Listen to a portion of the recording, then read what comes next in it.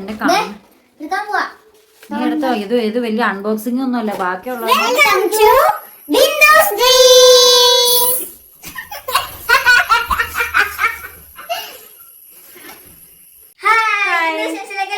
സ്വാഗതം.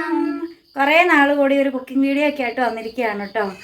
ലോങ് വീഡിയോയിൽ കുക്കിംഗ് നമ്മൾ അധികം അങ്ങനെ എടുത്തിട്ടൊന്നുമില്ല. നമ്മുടെ കാക്കക്കുഞ്ഞ് അവിടെ ഇരുന്ന് കരയുന്നുണ്ട്. നമ്മുടെ സൗണ്ട് കേട്ടത് അപ്പം കരച്ചിൽ തുടങ്ങും. കുഞ്ഞു മക്കൾ എങ്ങനെ അതുപോലെയൊക്കെ തന്നെ പറന്ന് തുടങ്ങിയിട്ടില്ല.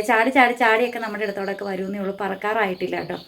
അപ്പോൾ എനിക്കതൊരു പലർക്കും ഡിസ്റ്റർബൻസ് ആയിട്ട് അത് വീഡിയോ കാണുന്നവർക്ക് ഭയങ്കര ശല്യമാണെന്ന് അറിയാം. പക്ഷേ എനിക്കതൊരു ശല്യമായിട്ടും തോന്നിയിട്ടില്ല. കാരണം നമ്മളും കുഞ്ഞുങ്ങളായിരുന്നു. അപ്പോൾ അതെനിക്ക് അറിയത്തില്ലല്ലോ. ഇപ്പോൾ ബാസ്ക്യൂനോടൊക്കെയാണ് കുറയ്ക്കുകയാണെങ്കിൽ കുറയ്ക്കാതിരിക്കണമെന്ന് പറഞ്ഞാൽ അവൻ അനുസരിക്കും. കാരണം അവന് കുറച്ച് മെച്ചുവേർഡായ പട്ടിയാണ്.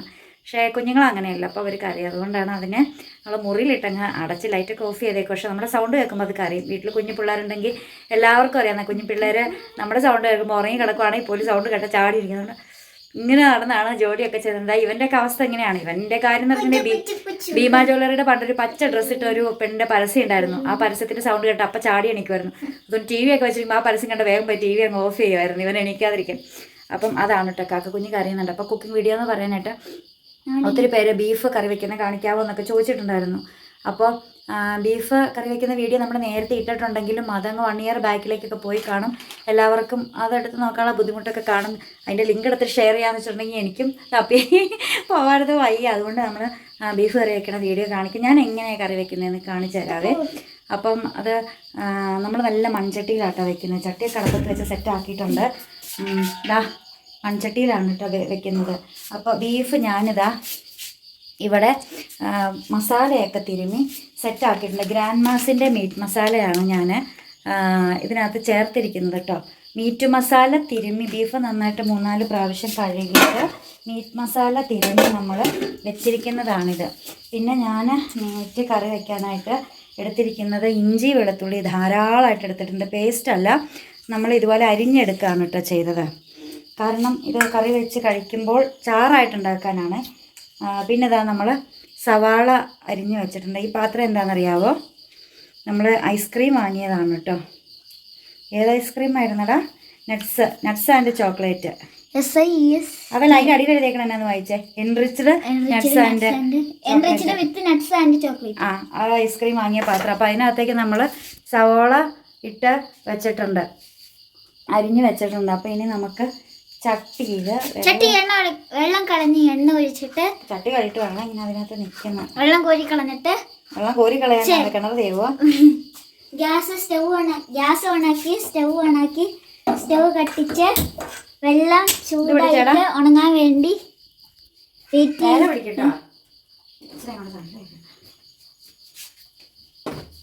ഫ്രണ്ട് ക്യാമറയിലാണ് കേട്ടോ എടുക്കുന്നത്. ബാക്ക് ക്യാമറ എങ്ങനെയാ വെച്ചേക്കണ്ടെന്ന്. പാത്രം വെള്ളം ഉണങ്ങിയിട്ട് എണ്ണ ഒഴിച്ചിട്ട് എണ്ണ ചൂടായി വരുമ്പോൾ വെളുത്തുള്ളിയും ഇഞ്ചി ഇട്ടിട്ട് കടുകിട്ടിട്ട് വെളുത്തുള്ളി ഇഞ്ചി ഇട്ടിട്ട് ഇളക്കി ഫ്രൈ ആക്കി എടുത്തിട്ട് സവാള ഇട്ടിട്ട് ഇളക്കി ഇട്ടിട്ട് പിന്നെ വെള്ളം ഒഴിക്കണം. അല്ല, ഇറച്ചിയിടണം. പാൻസൂട്ടറിന്റെ എല്ലാം റെഡി ആയിട്ടുണ്ട് കേട്ടോ. വെള്ളം ഒഴിച്ച് ചൂടാക്കിയിട്ട് ഇറച്ചിടണം. എന്നിട്ടോ അത് ഇളക്കട്ടി ചൂടാക്കി വെക്കണം. ചൂടാകാൻ വെക്കണം. പത്രമായി പൊടികളൊന്നും ചേർക്കണ്ട. എന്നാടാ ചിരിക്കണേ? ഹലോ, അങ്ങോട്ട് നോക്കടാ. ദിസ് ഈസ് കോൺ. നമ്മുടെ ചട്ടിയൊക്കെ ചൂടായി വരട്ടെ, എന്നിട്ട് നമുക്ക് കാണാം. നമ്മുടെ എണ്ണ ഒഴിച്ച് ചട്ടി ചൂടായി. ആൻസൂട്ടനാണ് കേട്ടോ കടുക് അങ്ങിട്ട് കൊടുത്ത്. ഞാൻ കടുകിടാറുണ്ട്. ഏത് കറിക്ക് ഞാൻ കടുകിടും കൂട്ടുകാരെ, കടുകിടും. അപ്പോൾ നമ്മളിനി അടുത്തത് ഇഞ്ചിയും വെളുത്തുള്ളിയാണ് കേട്ടോ. ആൻസൂട്ടൻ അങ്ങ് പേടിച്ചൊക്കെ ഇടുന്നത്. ഞാൻ ഫ്ലെയിം അങ്ങോട്ട് കുറച്ചിട്ടു. പുക വരുന്നു. ഞാനിങ്ങനെ ചട്ടി വാങ്ങാമെന്ന് പറഞ്ഞപ്പം ഞങ്ങളുടെ കോളേജിലുള്ള ഷമീന മിസ് ഉണ്ട് കേട്ടോ. ഷമീന മിസ് പറയുക, ചട്ടിയിൽ ഇങ്ങനെ കറി വെച്ച് കഴിച്ചാൽ ഭയങ്കര ടേസ്റ്റാണ്.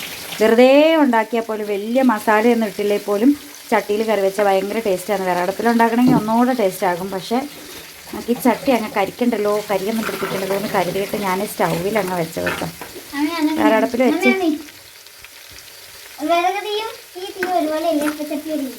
ഇല്ല, ഇത് വിറകിൻ്റെ കരിയാണ് വരുന്നത്. ഇതിൽ നിന്ന് കരിയല്ല വരുന്നത്, അതിൽ നിന്ന് പുകയാണ് വന്നെ, പുക. അപ്പോൾ ഇതൊരു 10 സെക്കൻഡൊക്കെ ഒന്ന് മൂത്ത് വന്നാൽ മതി. അങ്ങോട്ട് ഡ്രൈ ആയിട്ട് ഫ്രൈ ആവേണ്ട കാര്യമില്ല. നമ്മൾ സവോള ഇട്ട് കൊടുക്കാം കേട്ടോ. ഞാൻ നല്ല രീതിയിൽ സവോള ഇടാറുണ്ട്. അപ്പോൾ നമ്മൾ സവോള ഇട്ട് കൊടുത്തു. നിനക്ക് ഇളക്കാൻ തരില്ല, ഇത് ആദ്യം ഒന്ന് ഫ്രൈ വഴറ്റിയെടുക്കട്ടെ. ജസ്റ്റ് ഒന്ന് വഴന്ന് വന്നാൽ മതി. നമുക്ക് ഇതിനകത്തേക്ക് പൊടിയൊക്കെ ചേർക്കാം. ഫ്ലെയിം ഇച്ചിരി കൂട്ടി കൊടുക്കണം. നിൻ്റെ സൗണ്ട് കേൾക്കല്ല, ആ കാക്കക്കുഞ്ഞ് കരയൂന്നേ. ഇവൻ അമ്മയാണെന്നും പറഞ്ഞോണ്ടാ കാക്കക്കുഞ്ഞ് ഇവനെ നോക്കുന്നത് കേട്ടോ. അപ്പം അതൊക്കെ മാന്ത ചട്ടി പൊട്ടിക്കല്ലേ. അതെ മാറ, ഇതാ ഇങ്ങോട്ട് എല്ലാം വഴന്നിട്ടില്ല, മാറാ. എവിടെ നിങ്ങളൊക്കെ വന്നിട്ട് എന്തെങ്കിലുമൊക്കെ ചെയ്യാനായിട്ട് നിന്നോളും. പിന്നെ നമ്മൾ ചട്ടി വാങ്ങിയാൽ പിന്നെ ഇത് 2ാമത്തെ തവണയാണ് കേട്ടോ ഇതിനകത്ത് ബീഫ് കറി വയ്ക്കുന്നത്. കഴിഞ്ഞ ദിവസം നമ്മൾ വാങ്ങിയിട്ടുണ്ടായിരുന്നു. പള്ളി കഴിഞ്ഞ് വന്നപ്പോൾ ബീഫ് വാങ്ങിച്ചുകൊണ്ടാണ് ഇങ്ങ് പോകുന്നത്. ബീഫൊക്കെ വാങ്ങിച്ച് കപ്പ പുഴുങ്ങി ബീഫൊക്കെ കഴിച്ച് എനിക്കാണ് ഇച്ചിരി ചക്ക കിട്ടുമായിരുന്നെങ്കിൽ എന്നോർത്ത് നമ്മളൊരു കടയിൽ കയറിയിട്ട് ചക്ക ചോദിച്ചപ്പം ഞാൻ ഞെക്കി നോക്കിയപ്പോൾ അതെല്ലാം പഴം. അപ്പോൾ ആ ചേട്ടൻ പറഞ്ഞു എല്ലാം ഇരിക്കുന്ന പഴമുള്ളൂ എന്ന് പറഞ്ഞു. ഇവിടെ ഒരു പ്ലാവിലാണെങ്കിൽ ഞങ്ങൾ താമസിക്കുന്ന വീട്ടിലൊരു പ്ലാവിലാണെങ്കിൽ ചക്ക ഉണ്ടായിരുന്നു. പക്ഷേ അങ്ങ് മുകളിലാണ് കിടക്കുന്നത്. ഇനിയിപ്പോൾ അതിലാരും കയറ്റാൻ പറ്റത്തില്ല, മഴ പെയ്ത് പ്ലാവൊക്കെ തെന്നി തെറിച്ച് കിടക്കുമായിരിക്കും. അതാണെങ്കിൽ പഴുത്ത് കഴിയുമ്പോൾ തന്നെത്താനെ പടപടപടപടോന്നും പറഞ്ഞ് ചാടും, അവിടെ നിൽക്കത്തില്ല കേട്ടോ. അതാണ് സത്യം. ഇതൊന്ന് വഴന്ന് വരട്ടെ. അപ്പോൾ നമ്മുടെ ഉള്ളിയൊക്കെ ഒന്ന് വഴന്ന് വന്നിട്ടുണ്ട്. അതിലേക്ക് നമുക്ക് മുളക് പൊടി ചേർത്ത് കൊടുക്കാം. അതിലേക്ക് ഞാൻ മല്ലിപ്പൊടി ആയിരിക്കും ചേർത്ത് കൊടുക്കുക കേട്ടോ.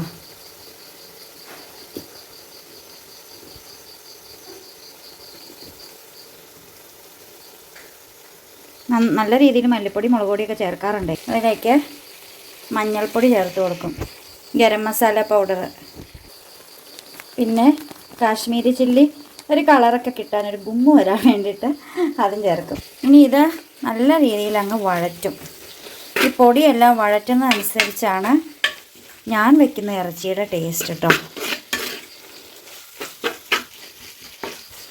അപ്പോൾ നോൺ വെജ് കഴിക്കാത്ത, നോൺ വെജൊന്നും ഇഷ്ടമല്ലാത്ത എൻ്റെ ബിന്ദു സ്ട്രീംസ് ഫാമിലിയിലെ എൻ്റെ എല്ലാ കൂട്ടുകാരും ഒന്ന് ക്ഷമിച്ച് തരണം. വേറെ ഓരോ നിവൃത്തിയില്ല. ഒരുപാട് പേര് ചോദിച്ചിട്ടുണ്ടായിരുന്നു. ഇത് മാത്രമല്ല, പൊട്ടറ്റോ ഡ്രൈ ഫ്രൈ ചോദിച്ചിട്ടുണ്ടായിരുന്നു. നമ്മൾ ഷോർട്സ് വീഡിയോ ഇട്ടാണ്. ലോങ് വീഡിയോയിൽ വന്ന് ചോദിക്കാറുണ്ട് പൊട്ടറ്റോ ഡ്രൈ ഫ്രൈയുടെ വീഡിയോ വന്നില്ലല്ലോ എന്ന്. സത്യം പറഞ്ഞപ്പോൾ കുറേ നാളെ ആൻസോറിന് ക്ലാസ്സില്ലാത്തതുകൊണ്ട് അവൻ്റെ ഫേവറേറ്റാണ്. അതുകൊണ്ടാണ് ഇപ്പം നമ്മളത് ഉണ്ടാക്കാത്തത്. പക്ഷേ ഉടനെ അതിൻ്റെ ഒരു വീഡിയോയും ഞാൻ ഇടുന്നതാണത്. സിമ്പിളാണ്, വലിയ പാടൊന്നുമില്ല. ഏറ്റവും എളുപ്പമുള്ളൊരു കറിയാണ് കേട്ടോ അത് കഴിക്കാനും കാണാനും. ആൻസോറിൻ്റെ സ്കൂൾ തുറക്കാൻ പോവുകയാണ്. ആൻസർ ഭയങ്കര ഹാപ്പിയാണത്. വീട്ടിൽ ഇരുന്നിരുന്ന് അവൻ മടുത്തു. അപ്പോൾ ഇതെല്ലാം നന്നായിട്ട് ഞാൻ വഴറ്റിയെടുക്കാറുണ്ട് കേട്ടോ. ചട്ടി ആയതുകൊണ്ട് പേടിക്കാനില്ല, പൊടികളൊന്നും കരിഞ്ഞു പോകത്തില്ല. തീ അങ്ങ് കുറച്ചിട്ടിട്ട് ഇതുപോലെ അങ്ങ് വഴറ്റി കൊടുത്താൽ പൊടികളൊന്നും കരിയത്തില്ല. 100% ഗ്യാരണ്ടി. നമ്മൾ മുതലക്കുടത്തെ ഷോപ്പിൽ നിന്ന് വാങ്ങിയതാണ്. 2 ചട്ടിയോടെ എനിക്ക് വാങ്ങാനുണ്ട്. അപ്പം നമ്മൾ ഇനി അടുത്ത ചട്ടി വാങ്ങാൻ പോകുമ്പം അവിടെ നിന്ന് ഞാനൊരു വ്ളോഗ് എടുക്കുന്നതായിരിക്കും. ചെറിയൊരു വ്ളോഗ് എടുക്കാം നമുക്ക്, ചട്ടി വാങ്ങുന്ന വ്ളോഗ്.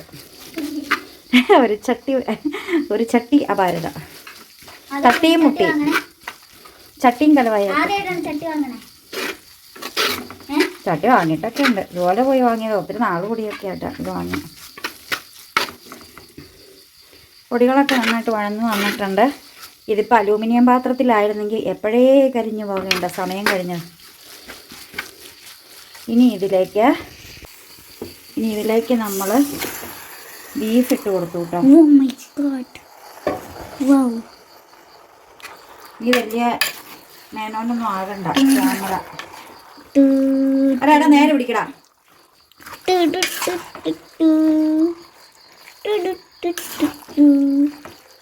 നമ്മൾ ഈ മസാലയൊക്കെ ഇറച്ചിയിലേക്ക് വരാനായിട്ട് ജസ്റ്റ് ഒന്ന് ഇളക്കി കൊടുക്കണം. ഇറച്ചിയിൽ ഓട്ടോമാറ്റിക്കലി വെള്ളം വെക്കണ സംഭവമാണ്.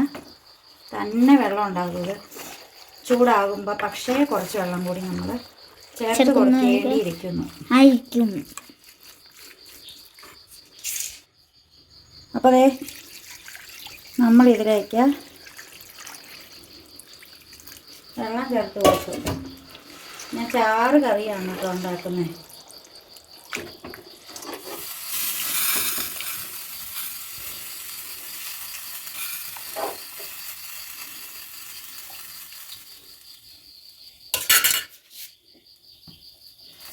പയ്യെ അങ്ങ് കൂട്ടി കൊടുത്തു. അപ്പോൾ അതേ നമ്മൾ ഉപ്പ് ചേർത്ത് കൊടുത്തു കേട്ടോ. അപ്പം നമ്മുടെ ബീഫ് കറി ഇവിടെ റെഡി ആയിട്ടുണ്ട് കേട്ടോ. ഞാൻ കുറച്ച് ഗ്രേവിയൊക്കെ ആയിട്ട് ചാറായിട്ടാണ് കേട്ടോ ഉണ്ടാക്കിയത്. ഇതാ ഇതുപോലെ എടുക്കുമ്പോൾ ഇഞ്ചി വെളുത്തുള്ളി ഉള്ളി ഇതെല്ലാം കൂടെ കിടക്കിടക്കിടക്കിടന്ന് കടിക്കണ രീതിയിൽ വരണം. അതാണ് നമ്മുടെ ഉദ്ദേശ്യം. അപ്പോൾ ഇത്രയും സിമ്പിളായിട്ടാണ് ഞാൻ ബീഫ് കറി വെക്കുന്നത്. അപ്പോൾ ഇനി ഞാനും ആൻസൂട്ടനും കൂടി കുളിയൊക്കെ കഴിഞ്ഞിട്ട് വേണം വന്നിട്ട് ഫുഡൊക്കെ കഴിക്കാനായിട്ട്. ഞങ്ങളാണെങ്കിൽ ബിഗ് ബോസ് കാണുമായിരുന്നു കേട്ടോ. ഹോട്ട്സ്റ്റാറിൽ ഇരുന്നിട്ട് ലാലേട്ടൻ്റെ സ്പെഷ്യൽ ബർത്ത്ഡേ എപ്പിസോഡാണ്. അപ്പോൾ ഞാൻ അല്ലാതെ ഒന്നും കാണാറില്ല ഇപ്പം. അപ്പം അതിങ്ങനെ കാണുമായിരുന്നു. എത്രയോ നല്ല സിനിമകളൊക്കെ നമുക്ക് തന്നതല്ലേ സത്യം പറഞ്ഞാൽ. ഇപ്പോഴത്തെ മൂവീസൊന്നും വെച്ചിട്ട് അല്ലെങ്കിൽ ഏതെങ്കിലും ഓടാത്ത ഏതെങ്കിലും ഒരു പടമൊക്കെ വെച്ചിട്ട് ഒരിക്കലും മോഹൻലാൽ എന്നതിൽ പ്രതിഭയെ ആരും വിലയിരുത്താതിരിക്കണം. കാരണം ഓരോ സിനിമകളും പണ്ടത്തെ ഒരു പിടി 1000 നല്ല ചിത്രങ്ങൾ, ഒരു പിടി നല്ല 1000 നല്ല ചിത്രങ്ങൾ നമുക്ക് വേണ്ടിയിട്ട് ചില സിനിമകളിലൊക്കെ ആ മാഗി എന്നെ സ്നേഹിച്ചതുപോലെ എന്നൊക്കെ പറഞ്ഞൊരു ഡയലോഗൊക്കെ ഉണ്ടല്ലോ. അതിനകത്തൊക്കെ ലാലേട്ടൻ്റെ വിരൽ വരെ അഭിനയിക്കുന്ന സീനാണ്. അപ്പം പ്രത്യേകമായിട്ട് നമ്മുടെ സ്വന്തം ലാലേട്ടന് ഹാപ്പി ബർത്ത്ഡേ. ആൻസൂട്ടന് ഏറ്റവും ഇഷ്ടപ്പെട്ടൊരു നടനല്ലേ ലാലേട്ടൻ. പിന്നെ വിജയ്. ജില്ല മൂവി എപ്പോൾ കണ്ടാലും ആൻസൂട്ടന് നേരത്തെ തന്നെ പേപ്പറിലൊക്കെ നോക്കി വെച്ചേക്കുക. ജില്ല ഉണ്ടെന്ന് അറിഞ്ഞ സമയത്ത് ആൻസൂട്ടൻ അത് ഫുള്ള് ഇരുന്ന് കാണും. അപ്പം ഞങ്ങൾ കുളിയൊക്കെ കഴിഞ്ഞിട്ട് വരാം. അപ്പം ഞാനും ആൻസൂട്ടനും കുളിയൊക്കെ കഴിഞ്ഞ് വന്നു കേട്ടോ. ആൻസൂട്ടൻ ഇരുന്ന് രാത്രി ചായ കുടിച്ചുകൊണ്ടിരിക്കുക. ഞങ്ങൾ ചായ ഉണ്ടാക്കി വെച്ചിട്ട് ബാക്കി ഉണ്ടായിരുന്നേ. ഞങ്ങളിത് ബീഫ് എടുത്തിട്ട് ബീഫിൻ്റെ കൂടെ കഴിക്കാനെടുത്തിരിക്കുന്നത് നല്ല പഴംപോളിയാണ് കേട്ടോ. പഴംപോളി എന്ന് പറയും, പഴംപൊരി എന്ന് പറയും. പിന്നെന്താ പറയണേ, രതീഷ് നമ്മളെ ബ്രദേഴ്സ് ബേക്കറിയിൽ നിന്നും വാങ്ങിയതാണ്. ഇന്ന് ഞങ്ങൾ കുറച്ച് പഴംപൊരിയൊക്കെ വാങ്ങിച്ചുകൊണ്ടാണ് വന്നത്. അപ്പം ഒരെണ്ണം ബാക്കി ഉണ്ടായിരുന്നു. അത് ഞാൻ മനസ്സ് പകുതി കഴിക്കും. പിന്നെ ഒരു കൂട്ടോടെ ഉണ്ട് കേട്ടോ. എന്താണെന്നറിയോ, ടെങ്ങടേ ഉഴുന്നുവടയുണ്ടേ. അപ്പോൾ പിന്നെ ഉപ്പുമാവ് ഇരിപ്പുണ്ട്. ഇതൊക്കെയാണ് ഞങ്ങളിപ്പോൾ ഇന്ന് കഴിക്കാൻ പോകുന്നത്. അപ്പോൾ ഞങ്ങൾ കഴിച്ച് കഴിഞ്ഞിട്ട് വരാം. കഴിഞ്ഞ ദിവസം ഞാൻ പറഞ്ഞിട്ടുണ്ടായിരുന്നു ചെറിയ മാറ്റങ്ങളൊക്കെ വന്നിട്ടുണ്ടെന്ന്. അപ്പോൾ എന്താണെന്ന് പറഞ്ഞാൽ എനിക്ക് കുറേ നാളായിട്ട് കാഴ്ചയ്ക്ക് ചെറിയ മങ്ങലുണ്ടായിരുന്നു. വർഷങ്ങളായിട്ടുള്ളതാണ്. അപ്പം ഞാനത് വലിയ കാര്യമൊന്നും ആക്കിയില്ല. മുഖമൊക്കെ കഴുകുമോ കണ്ണൊക്കെ ഒന്ന് കഴുകി കഴിയുമ്പോഴത്തേക്ക് അതങ്ങ് ഓക്കെ ആകുമായിരുന്നു. പണ്ട് ഞാൻ 9ാം ക്ലാസ്സിൽ പഠിക്കുമ്പോൾ എനിക്ക് കണ്ണട ഉണ്ടായിരുന്നു കേട്ടോ. അത് തലവേദനയ്ക്കും വായിക്കുമ്പോൾ കണ്ണിൽ നിന്ന് വെള്ളം വരുന്നതിനൊക്കെ ആയിരുന്നു കണ്ണട വെച്ചിരുന്നത്. പിന്നീട് ഞാൻ +2 ഒക്കെ എത്തിയപ്പോഴത്തേക്ക് ഞാനിതൊക്കെ എടുത്ത് കളഞ്ഞു. എനിക്ക് കണ്ണട വെക്കുന്നതിനോട് വലിയ താല്പര്യമൊന്നുമില്ലായിരുന്നു. പണ്ട് ഭയങ്കര ഇഷ്ടമൊക്കെ ആയിരുന്നു. പിന്നെ കണ്ണ് കുഴിയാൻ തുടങ്ങിയപ്പം അത് കളഞ്ഞു. അങ്ങനെ പിന്നീട് എൻ്റെ കണ്ണിന് വീണ്ടും ഒരു ബ്ലറായി. ഞാനത് കാര്യമാക്കിയില്ല. മുഖമൊക്കെ കഴിയുമ്പോൾ ഓക്കെ ആകും. പിന്നെ ഈ അടുത്ത കാലം വന്നപ്പം നമ്മൾ വീണ്ടും വർക്ക് ചെയ്യാനൊക്കെ തുടങ്ങിയപ്പോഴും മൊബൈലിൽ കൂടുതൽ യൂസ് ചെയ്യാൻ തുടങ്ങിയപ്പോഴൊക്കെ ആയിട്ട് ഇത് കൂടിയെന്ന് പറഞ്ഞാൽ അക്ഷരങ്ങൾ 2 സീറോയൊക്കെ ആയിട്ട് അടുത്ത് വരുമ്പം 4 സീറോയൊക്കെ ആയിട്ട് കാണും. ഒന്നിനൊരു കുറവില്ല കേട്ടോ, എല്ലാം കൂടുതലേ ഉള്ളൂ. അങ്ങനെ ഒരു ആശ്വാസമുണ്ട്. അങ്ങനെയൊക്കെ വരും. പിന്നീട് രാവിലെ എഴുന്നേറ്റ് കഴിയുമ്പോൾ അക്ഷരങ്ങളൊന്നും വായിക്കാൻ പറ്റാത്ത അവസ്ഥ. ഇതെല്ലാം കൂടെ വന്നു കഴിഞ്ഞപ്പം എല്ലാവരും എന്നോട് പറഞ്ഞു കണ്ണ് പരിശോധിക്കാൻ പോകും, കണ്ണാശുപത്രി ഉണ്ടല്ലോ അടുത്ത് ഇഷ്ടം പോലെ ഉണ്ടല്ലോ, പോകാൻ പാടില്ലേ എന്നൊക്കെ ചോദിച്ച് എൻ്റെ കൂടെ വർക്ക് ചെയ്യണം മിസ്സൊക്കെ ആണെങ്കിൽ ഒത്തിരി പറഞ്ഞിട്ടോ കണ്ണ് പരിശോധിക്കാൻ പോകണമെന്നൊക്കെ പറഞ്ഞു. ഞാൻ പിന്നെ ഇത്ര നാളായിട്ട് അത് വലിയ കാര്യമാക്കിയില്ല. എനിക്ക് ഹോസ്പിറ്റലിൽ പോകുന്നതിനോടൊരു ചെറിയൊരു മടികുറവുണ്ട്. മടിയാണ് എല്ലാത്തിനും കാരണം. അതുകൊണ്ട് ഞാനിങ്ങനെയൊക്കെ ഇരുന്നു. പിന്നെ കഴിഞ്ഞ ദിവസമാണെങ്കിൽ നോക്കാൻ പോയപ്പം അക്ഷരങ്ങൾക്കൊക്കെ നിഴലൊക്കെ വരുന്നു, പിന്നെ എന്തോ പോലെയൊക്കെ കാണുന്നു. അങ്ങനെയൊക്കെ ആയപ്പം ഒരു നിവൃത്തിയുമില്ലാതെ ഞാൻ മുതലക്കോടം ഹോളി ഫാമിലി ഹോസ്പിറ്റലിൽ പോയിട്ടുണ്ടായിരുന്നു. നമ്മൾ പോയതെന്ന് പറഞ്ഞാൽ കഴിഞ്ഞ ശനിയാഴ്ച നമ്മൾ നൊവേന കൂടാതെ രാവിലെ ഇവിടുന്ന് ബുക്ക് ചെയ്ത ഡോക്ടർ മരിയ അല്ല ഡാൻസേ ഡോക്ടർ മരിയനെയാണ് കണ്ടത്. അപ്പോൾ എനിക്ക് അടുത്തുള്ള അക്ഷരങ്ങൾ കാണാൻ ഇച്ചിരി ബുദ്ധിമുട്ടുണ്ടായിരുന്നുള്ളൂ. പക്ഷെ ഇങ്ങനെ അകത്തെ പിടിക്കുമ്പം ഓക്കെ ആയിരുന്നു കേട്ടോ. പക്ഷെ അവിടെ ചെന്ന് കണ്ണ് പരിശോധിച്ചപ്പോൾ എൻ്റെ ധാരണ ഷോർട്ട് സൈറ്റ് മാത്രമേ ഉള്ളെന്നാണ്. പക്ഷെ അവിടെ ചെന്ന് നോക്കിയപ്പോഴാണ് അകലെയുള്ളത് കാണാനും ബുദ്ധിമുട്ട്, അടുത്തുള്ളത് കാണാനും ബുദ്ധിമുട്ട്, മൊത്തത്തിൽ പ്രശ്നം. ഷോർട്ട് സൈറ്റും ലോങ് സൈറ്റും വെള്ളെഴുത്തിൻ്റെ ആരംഭവും അങ്ങനെ ഇല്ലാത്ത പ്രശ്നങ്ങളൊന്നുമില്ല. അപ്പോൾ കുറച്ചുകൂടി ആയിരുന്നെങ്കിൽ കുറച്ചുകൂടെ സീരിയസ് ആയിട്ട് പോയി എന്നെ അത്യാവശ്യം പവറുള്ള ലെൻസ് വെക്കണം എന്നൊക്കെ പറഞ്ഞ് കണ്ണടയ്ക്ക് എഴുതി തന്നു. നമ്മുടെ ഹോളി ഫാമിലി ഹോസ്പിറ്റലിൽ തന്നെയാണ് കേട്ടോ. അപ്പം അവിടെ തന്നെ ഞാൻ കണ്ണടയ്ക്ക് ഓർഡറൊക്കെ ചെയ്തതായി കണ്ണടയൊക്കെ നമുക്ക് എത്തിയിട്ടുണ്ട്. അപ്പോൾ വീണ്ടും ഇത് വെക്കേണ്ട വരില്ല. അപ്പോൾ സ്ഥിരം വെക്കാനാണ് പറഞ്ഞത്. വായിക്കുമ്പോൾ മാത്രമല്ല സ്ഥിരം വെക്കേണ്ടി വരും. കാരണം എൻ്റെ കണ്ണിൻ്റെ പവർ മൊത്തം പോയി. പോയി കിടക്കുവാന്നൊക്കെയാണ് പറഞ്ഞത്. അപ്പം എന്താണെങ്കിലും എനിക്ക് ചെറിയ അക്ഷരം എനിക്ക് കാണാൻ പറ്റില്ല. രാവിലെ ഞാൻ ഇവിടെ നിന്നൊക്കെ നോക്കുമ്പോൾ ഏകദേശമൊക്കെ കാണാം. എന്നാടാ ബാസ്, രാവിലെ നോക്കിയപ്പം അവർ തന്ന ബില്ലുണ്ടായിരുന്നു. ഇതായിരുന്നു ബില്ല് കേട്ടോ, അന്ന് തന്ന ബില്ലാണ്. ആ ബില്ലിലെ നമ്പർ രാവിലെ നോക്കിയപ്പം എനിക്ക് മനസ്സിലായായിരുന്നു, ബില്ലിലെ മൊബൈൽ നമ്പർ അവരെ വിളിക്കാനുള്ളത്. പക്ഷേ കോളേജിൽ ചെന്നിരുന്ന് കഴിഞ്ഞിട്ട് നോക്കിയിട്ട് എനിക്ക് അക്ഷരം കറക്റ്റായിട്ട് കാണുന്നില്ല. പിന്നെ എൻ്റെ കൂടെ ഇരിക്കുന്ന ഡെല്ല മിസ്സിനോട് ചോദിച്ച് ഈ നമ്പർ ഒന്ന് പറഞ്ഞ് തരണേന്നും പറഞ്ഞിട്ടാണ് ഞാൻ അവരെ വിളിക്കുന്നത്. അപ്പം അത്രയ്ക്ക് എൻ്റെ കാഴ്ച, അതായത് രാവിലെയൊക്കെ എഴുന്നേൽക്കുമ്പോൾ വലിയ കുഴപ്പമൊന്നും ഇല്ലെങ്കിലും റൂമിനകത്തൊക്കെ ഇരിക്കുമ്പോൾ അക്ഷരങ്ങൾ കാണാനുള്ള ബുദ്ധിമുട്ട് സൂര്യപ്രകാശത്തിൽ പിന്നെയും കാണാം. അപ്പം ഇത്രയ്ക്കൊക്കെ പോയി. അതുകൊണ്ട് കണ്ണിൽ എന്തെങ്കിലും മങ്ങലോ എന്തെങ്കിലും പ്രശ്നം ഉണ്ടെങ്കിൽ ഒരു കാരണവശാലും വെച്ചുകൊണ്ടിരിക്കരുത്. എനിക്ക് ഇത്രയ്ക്കും ഇത് വന്നത് കൊണ്ടാണ് ഇത്രയും രൂപ, 8000 രൂപയായി കണ്ണടയ്ക്ക്. കാരണം ഫ്രെയിമിന് വലിയ റേറ്റൊന്നും ആയില്ലെങ്കിൽ ലെൻസിന് നല്ല 7000 സംതിങ് റേറ്റ് ആയിട്ടുണ്ട്. 7900, 550 രൂപയായി ഫ്രെയിമിനുള്ളൂ. ഞാനൊരു ഫ്രെയിംലെസ് ആയിരുന്നു ഇഷ്ടം, പക്ഷേ ഫ്രെയിംലെസ് കൊണ്ടെടുക്കാൻ ബുദ്ധിമുട്ടാണ്. അതുകൊണ്ടാണ്. അപ്പോൾ ആൻസ് കുട്ടന് ഈ കണ്ണട കിട്ടാൻ, അത് പേപ്പറൊന്നും കളയരുത്. എൻ്റെ കണ്ണിൻ്റെ സകല പ്രശ്നങ്ങളും അതിനകത്താണ് ഉള്ളത്. ചെളിയും പറ്റിച്ചേക്കരുത്, കളയുകയും ചെയ്തേക്കരുത്. വീട്ടിലെ കാരണവർ ഇതെല്ലാം കൂടെ വായിച്ച് മനസ്സിലാക്കി 2 കാരണവന്മാരും ഇവിടെ നിൽപ്പണ്ടേ. വീട്ടിലാരെങ്കിലും വന്നോന്ന് അന്വേഷിക്കുന്ന കാരണവരാണ് ആ വാലും മുളച്ച് വെച്ച് പോകുന്നത്. ഇത് ഞാൻ എന്തൊക്കെ കൊണ്ടുവരുന്നു, എന്തൊക്കെ ചെയ്യുന്നു എന്നൊക്കെ നോക്കുന്ന കാരണവരാണിത്. കുടുംബനാഥനാണ് ഈ ഇരിക്കുന്നത് ഈ വീട്ടിലെ, വേറെ നാഥന്മാരൊന്നും ഇല്ല. അതിന് അതേനൊക്കെ പിടിച്ചിട്ട് പോയി കൈ കഴുകിയിട്ട് കണ്ണട പിടിക്കാൻ പോരെ. പോയി കൈ കഴുകി തുടച്ചിട്ടോ, കൈ കഴുകി തുടച്ചിട്ടോ. എടാ മാറാ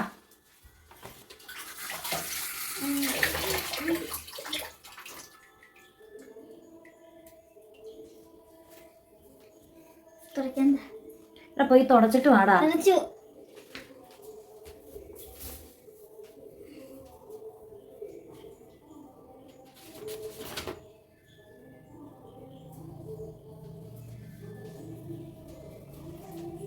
എന്താണെങ്കിലും വായിച്ചു നോക്കുമായിരുന്നു. അക്ഷരങ്ങളൊക്കെ കാണുന്ന മങ്ങിയ കളറിലാണ്. അപ്പൊ ഞാനാണെങ്കിൽ ഇതെനിക്ക് ഡോക്ടർ എഴുതി തന്ന ലിസ്റ്റ്. താടാ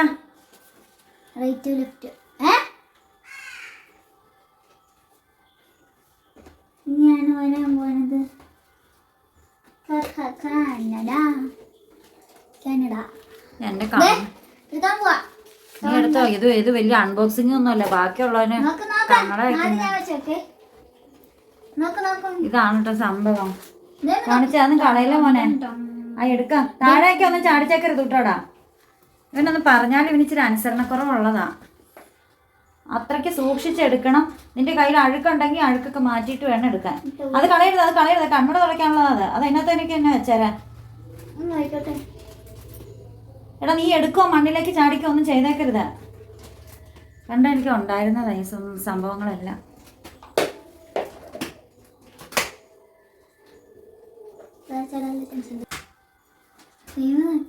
ആ കണ്ണാടിയുടെ ഉള്ളിൽ കൈ പിടിക്കുകയും ചെയ്തേക്കരുത്. നിനക്ക് വെക്കാൻ കൊള്ളൂല.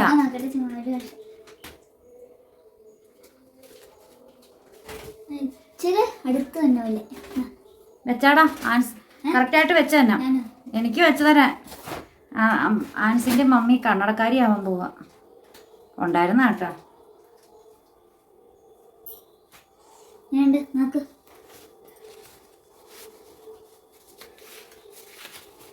കുഴപ്പമില്ല കേട്ടോ. ആ ലെറ്റർ തന്നേടാ. ഇതായിരുന്നു എനിക്ക് കാഴ്ചക്കുറവ്.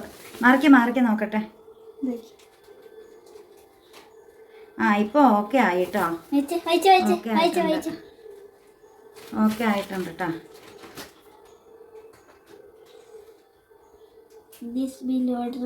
എനിക്ക് ഈ നമ്പർ കാണാൻ പറ്റണില്ലായിരുന്നു. ഇപ്പൊ കണ്ണാടി എടുത്ത് കഴിയുമ്പോൾ എനിക്കത് മങ്ങല.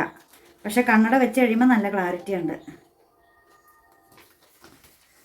ദൈവമേ, ഞാനപ്പം ഇങ്ങനെ ഈ അവസ്ഥയിലേക്ക് കടന്ന്.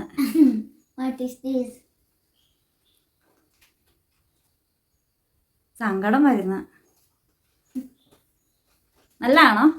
എടാ എനിക്ക് ചേരുവോ ഡാൻസ്? എനിക്ക് ചേരുവോ? കണ്ണാടി ചേരുവോ? എടാ അതേ പിടിക്കില്ലെന്ന് ഞാൻ പറഞ്ഞില്ലേ. നീ ഒരു കാരണവശാലും ഗ്ലാസ്സായാലും പിടിക്കരുത്. ഒരു സൈഡ് പിടിച്ച് ഊരുകയും ചെയ്യാൻ നോക്കരുത്. ഒടിഞ്ഞു പോകും അത് അവിടെ വെച്ച, മനസ്സിലായോ? മാറങ്ങോട്.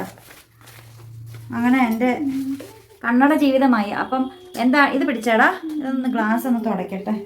ഇതാ അത് പിടിക്കുമ്പോൾ മര്യാദയ്ക്ക് പിടിക്കണം എന്നാ. അങ്ങനെ പിടിക്കണ്ടേ? അപ്പം എന്താണെങ്കിലും ഈ അവസ്ഥയിലേക്ക് ഞാൻ എങ്ങനെയാണ് പിടിച്ചത്? എടാ ഇതെന്തുവാടാ ഈ കാണിക്കുന്നത്? എനിക്ക് പിടിക്കാറില്ല ഇങ്ങനെ. അയ്യോ 8000 രൂപയുടെ സാധനം.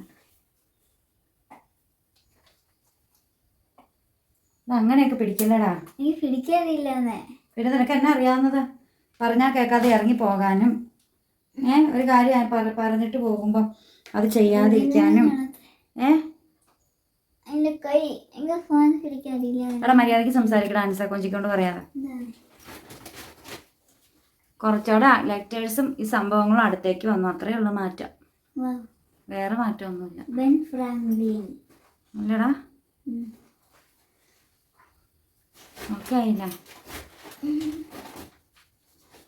അങ്ങനെ അതിൻ്റെ കാര്യത്തിൽ ഒരു തീരുമാനമായി. എനിക്ക് സത്യം പറഞ്ഞാൽ സങ്കടം വരെ. എനിക്ക് കണ്ണട വെക്കണം പണ്ട് പോലെ. എനിക്ക് പണ്ട് ഇഷ്ടമായിരുന്നു, പിന്നീട് എനിക്ക് ഇഷ്ടമല്ലാതെ മാറി വന്ന സാധക്കാരിയാണ്.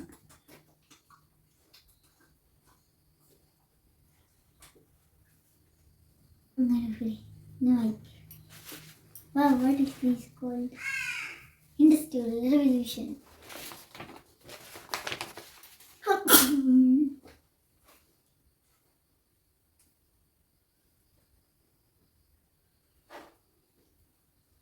ഓക്കെ അല്ലേ? അയ്യോ വീഡിയോ. അപ്പോൾ അതേ നമ്മൾ ഇത്രയൊക്കെ ഉള്ള കാര്യങ്ങൾ, ഇവിടെയൊക്കെ തന്നെയുള്ളൂ കാര്യങ്ങൾ. അങ്ങനെ എനിക്കിങ്ങനെ ഒരു മാറ്റം കൂടി വന്നു. അത് ഇൻബോക്സിങ് ഒക്കെ നമുക്ക് ബിന്ദു സ്ട്രീംസിലൂടെ നടത്താൻ സാധിച്ചത്. ഒരുപാട് സന്തോഷമുണ്ട്. എല്ലാ കാര്യവും എല്ലാവരുമായിട്ട് ഷെയർ ചെയ്യുന്നതായതുകൊണ്ടാണ്. അപ്പോൾ എനിക്ക് കണ്ണാടി എടുക്കുന്നതാണോ വെക്കുന്നതാണോ നല്ലത്? സിനിമയിലെ ഡയലോഗ്, കണ്ണാടി എടുക്കുന്നതാണോ വെക്കുന്നതാണോ നല്ലത്? അപ്പം വീണ്ടും പുതിയ വിശേഷമൊക്കെ ആയിട്ട് വരാം. അപ്പോൾ എല്ലാവരും ഇങ്ങനെ എന്തെങ്കിലും പ്രശ്നങ്ങൾ നമ്മുടെ ശരീരത്തിലുണ്ടെങ്കിൽ ദയവ് ചെയ്ത് എന്നെ പോലെ ആകരുത്, ഹോസ്പിറ്റലിൽ പോകണം കേട്ടോ. അപ്പോൾ വീണ്ടും പുതിയ വിശേഷം. വീഡിയോ ഇഷ്ടപ്പെട്ടാൽ ലൈക്ക് ചെയ്യുക, ഷെയർ ചെയ്യുക, കമന്റ് ചെയ്യുക, സബ്സ്ക്രൈബ് ചെയ്യുക. അപ്പോൾ വീണ്ടും പുതിയ വിശേഷം പുതിയ വീഡിയോ ഒക്കെ ആയിട്ട് വീണ്ടും വരുമായിരിക്കും. Bindu and answer by.